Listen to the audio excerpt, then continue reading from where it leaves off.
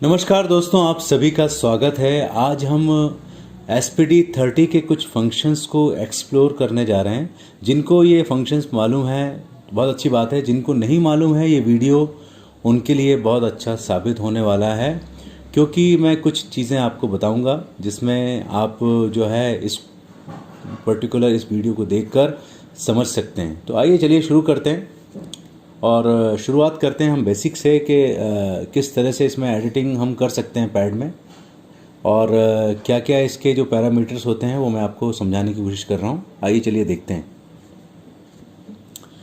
अभी एक पैच लगाया हुआ है हमने सोल बीट ड्रम का, उसमें मैं आपको बताने वाला हूँ एडिटिंग किस तरह से की जाती है, पैरामीटर को किस तरह से समझते हैं। सबसे पहले हमको जाना होगा मेन्यू में, और मेन्यू में हम सबसे पहले इंस्ट्रूमेंट सेक्शन को समझते हैं। इंस्ट्रूमेंट सेक्शन में आखिर हम किस तरह से बदलाव कर सकते हैं, किस तरह से फ्रिक्वेंसीज में बदलाव कर सकते हैं, किस तरह से इंस्ट्रूमेंट चेंज कर सकते हैं।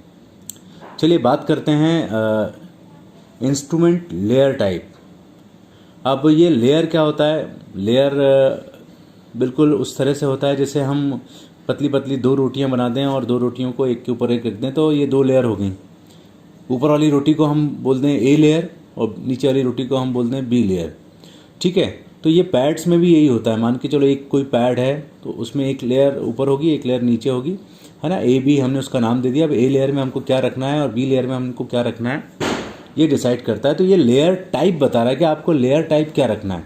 अब लेयर टाइप कुछ ऐसा भी हो सकता है कि आप चाहें कि एक बार मैं जो है धीरे बजाऊं तो केवल ए लेयर की आवाज़ आए और तेज़ बजाऊं तो दूसरी लेयर की आवाज़ आए। एक ये भी हो सकता है।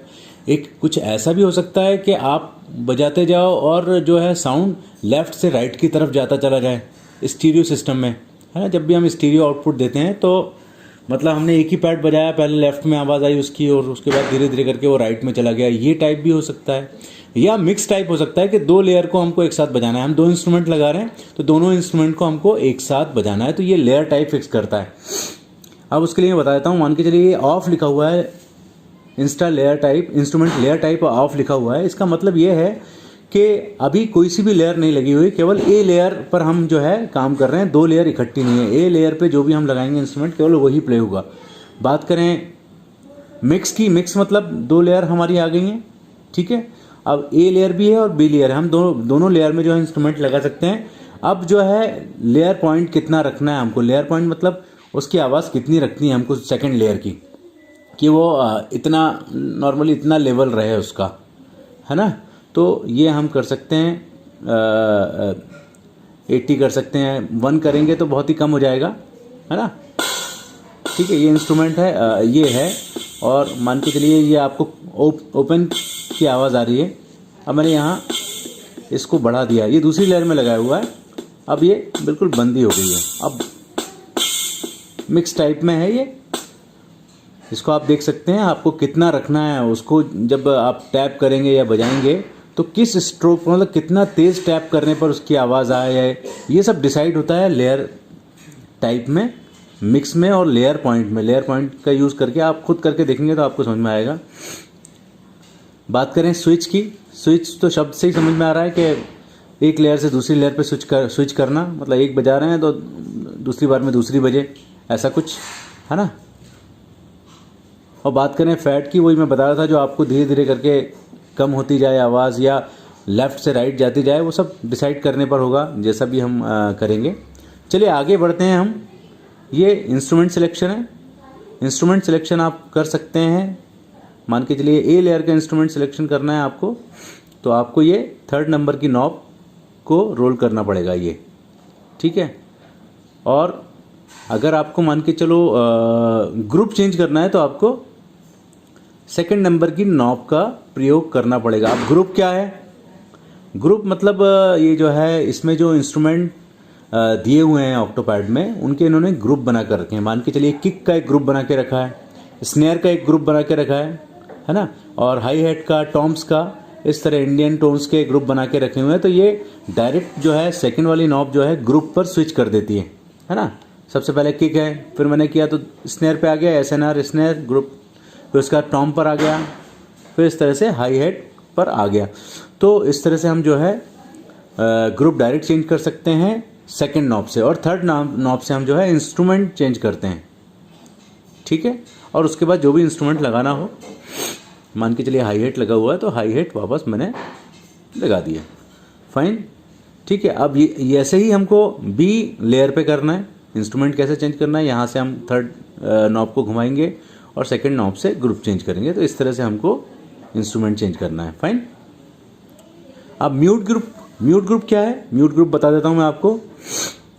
जब हम किसी एक पैड को दूसरे पैड से म्यूट करते हैं, मतलब सीधी सी बात यह है कि एक पैड बजा रहे हैं और उसमें कोई भी टोन लगा हुआ है, उसमें कुछ आंस आ रही है या वो ओपन है, हाई हेट ओपन है, या कोई ऐसा है जो सस्टेन हो रहा है बहुत ज़्यादा देर तक, तो उस पर्टिकुलर पैड को दूसरे पैड से म्यूट कर देंगे। मतलब वो पैड बजाया, मान के चलिए हमने नीचे वाला जो पहला पैड है उसको और उसके दूसरे वाले पैड को जो है एक दूसरे को म्यूट ग्रुप बना दिया हमने, 1-1 लिख दिया। अब ये एक दूसरे से म्यूट हो जाएंगे, मतलब वो दोनों अगर आप साथ में बजाएंगे तो दोनों साथ में नहीं बजेंगे, क्योंकि अगर मान के चलिए पहले पैड में आपने कोई ऐसा टोन लगा के रखा है हाई हेट ओपन का, तो आपने और दूसरे में क्लोज का लगा के रखा है, तो हाई हेट जो ओपन का जो सस्टेन है, मतलब देर तक जो आवाज़ गूंज रही है, वो दूसरा पैड उसको बंद कर देगा, ठीक है।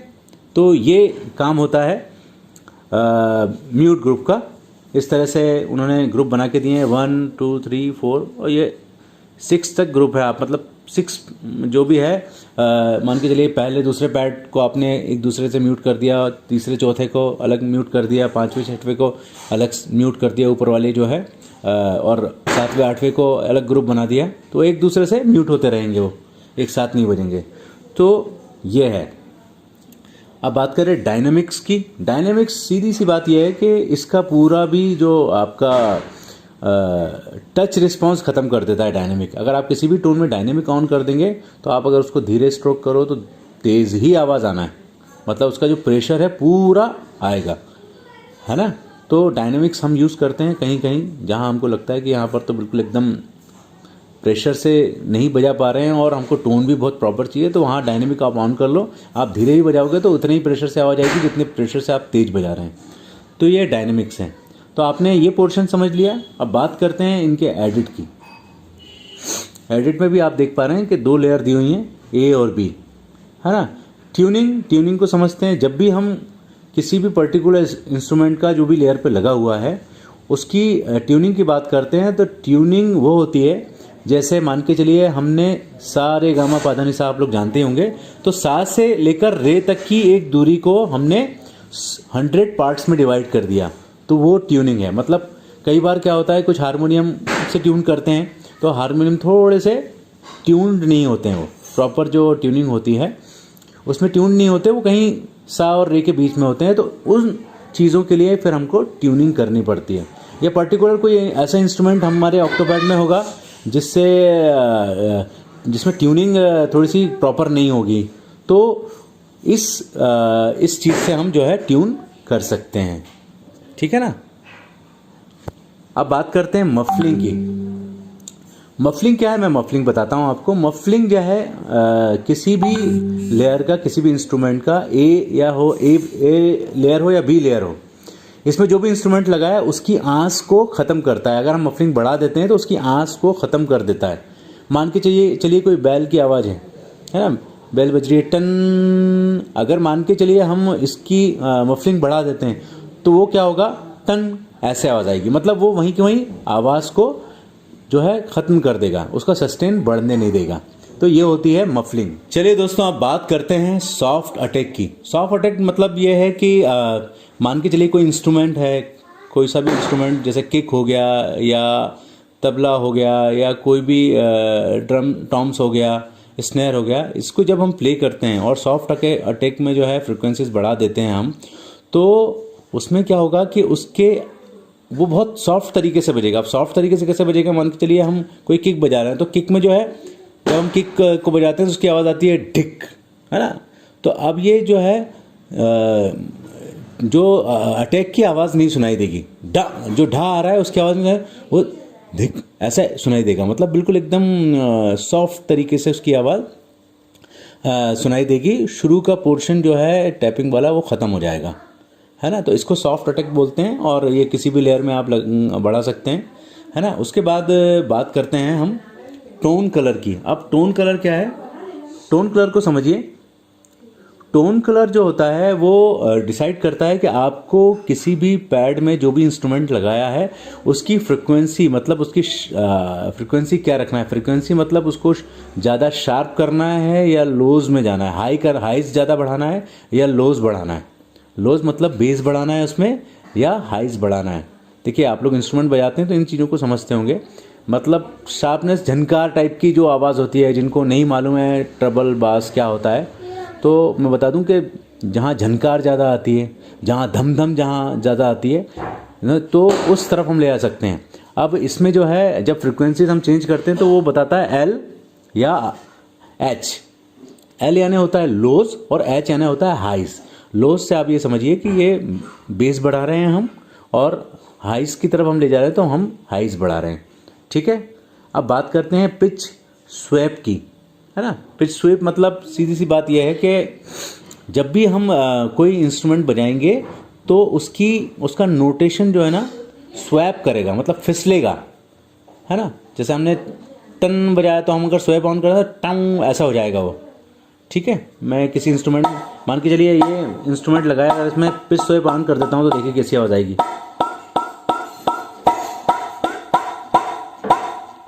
देखिए स्वैप हो गया, ये देखिए, ये देखिए ट्याऊं ट्याऊं, मतलब लाइक दिस। में फ़नी आवाज़ आपको लग रही होगी मेरी, लेकिन हाँ, इंस्ट्रूमेंट को जब फ्रिक्वेंसी समझनी होती हैं तो हमको उन आवाज़ों को यूज़ करना होता है, क्योंकि हमें अपने दिमाग में उन चीज़ों को बिठाना है और इसी तरीके से चीज़ें दिमाग से बैठती हैं। बाकी रहे वॉल्यूम, तो अंडरस्टूड है।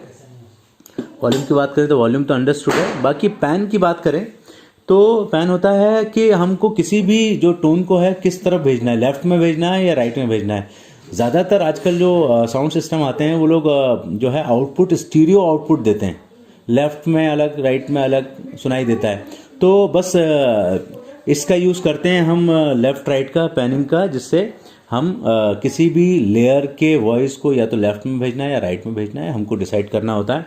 वो हम फ्रिक्वेंसी चेंज कर सकते हैं। देखिए लेफ़्ट में चला गया, ये राइट में चला गया, और ये सेंटर में रखेंगे तो आपको ज़रूरत नहीं है आप अलग से 2 लीड लगाने की। एल मोनो आउट से देंगे तो सेंटर से आपकी आवाज़ पूरी अच्छे से चली जाएगी। बात करें रिवर्स की, रिवर्स अपने आप में समझ में आ रहा होगा आपको। रिवर्स मतलब वापस आना, है ना। तो कोई भी टोन हम बजाते हैं तो वो रिवर्स सुनाई देगी। रिवर्स सुनाई देगी मतलब मान के चलिए हम कोई हाई हेट ओपन बजाते हैं तो वो खुल के बंद हो जाएगा, मतलब बंद हम बजा रहे हैं तो खुला हुआ सुनाई दे रहा है। अगर मैं इसको रिवर्स कर देता हूँ ऑन, तो कैसा सुनाई देगा देखिएगा।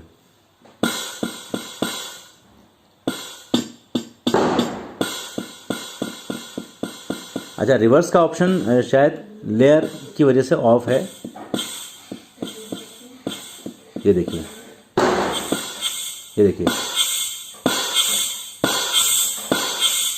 तो इस तरीके से आवाज़ आती है रिवर्स में, मतलब उल्टा सुनाई देता है कोई भी इंस्ट्रूमेंट, ठीक है। तो दोस्तों ये था एक सेक्शन जो हमने आज कवर किया, इंस्ट्रूमेंट सेक्शन, और यही सबसे ज़्यादा आपके काम आने वाला है। किस तरह से इंस्ट्रूमेंट्स में चेंजेस करना है, किस तरह से फ्रिक्वेंसीज चेंज करना है, और प्रॉपर तरीके से आप लोग लिस्ट बना के रखिए कि किस ग्रुप में कौन सा इंस्ट्रूमेंट है ना। खंजरी कहाँ है, मरकस कहाँ पर है, ये सब आपको याद होना चाहिए। तब जाके आप जो है लाइव स्टेज पे बहुत जल्दी चेंजेस कर सकते हैं, या आपको कोई इंस्ट्रूमेंट बजाना है तो आप जल्द से जल्द बना सकते हैं। तो इस तरीके से आपको थोड़ा सा स्टडी तो करना ही पड़ेगा।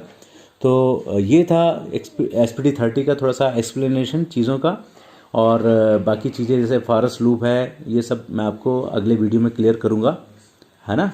चलिए मिलते हैं फिर, bye bye, thank you very much.